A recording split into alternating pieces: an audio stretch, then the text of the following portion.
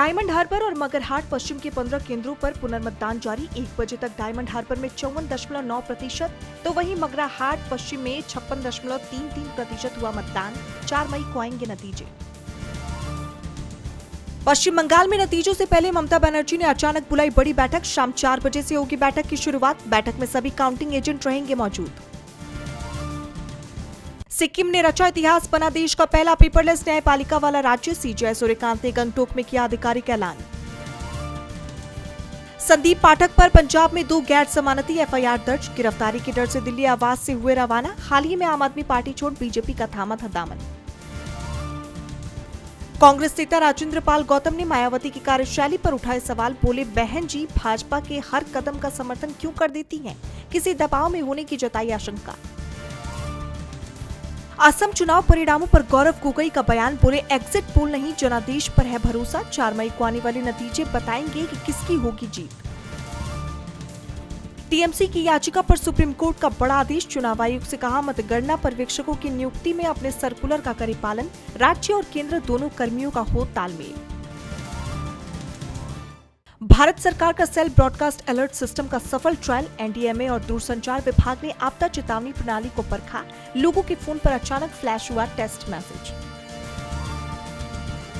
बसपा का केंद्र सरकार पर हमला। कॉमर्शियल गैस की कीमत में बढ़ोतरी को लेकर घेरा। पेट्रोल डीजल की कीमतों में भी इजाफे की जताई आशंका। शिवसेना यूपीटी सांसद संजय राउत का बड़ा बयान। कहा, पूरे देश में ईवीएम में हो रही है गड़बड़ियां। बीजेपी और चुनाव आयोग पर लगाए धांधली के आरोप। अमेरिकी राष्ट्रपति डोनाल्ड ट्रंप का बड़ा बयान। कहा, पागलों के हाथ में नहीं दे सकते एटम बम। ईरान के परमाणु बम बनाने को लेकर दिया बयान।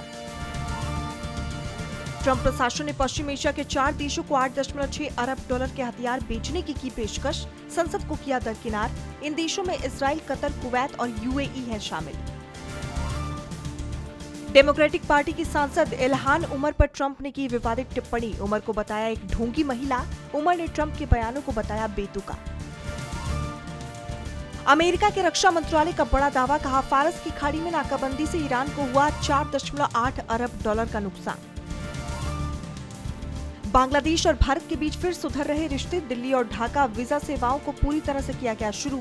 मोहम्मद यूनुस के दौर में दोनों देशों के बीच बिगड़े थे रिश्ते। अब बांग्लादेश में बीएनपी की है सरकार। आरबीआई के गवर्नर संजय मल्होत्रा का बड़ा बयान। कहा, वैश्विक तनाव के बीच भारत की अर्थव्यवस्था मजबूत। हालात बिगड़े तो बढ़ सकते हैं कर्ज और महंगाई। इंडिगो को लगा बड़ा झटका। मई में 17% सीट क्षमता घटी। पश्चिम एशिया तनाव का दिखा असर। आईपीएल में आज चेन्नई सुपर किंग्स और मुंबई इंडियंस के बीच होगा मुकाबला। चेन्नई के एमए चिदंबरम स्टेडियम में शाम 7:30 बजे से होगी मैच की शुरुआत। कॉमेडियन मुनव्वर फारूकी की पत्नी महजबीन ने बेटी को दिया जन्म। इंस्टाग्राम पर दी जानकारी।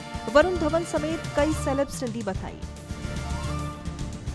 धुरंधर फिल्म को लेकर दिलीप जोशी ने की राकेश बेदी की जमकर तारीफ। कहा, बेहद टैलेंटेड है बेदी। 1998 में साथ किया था काम।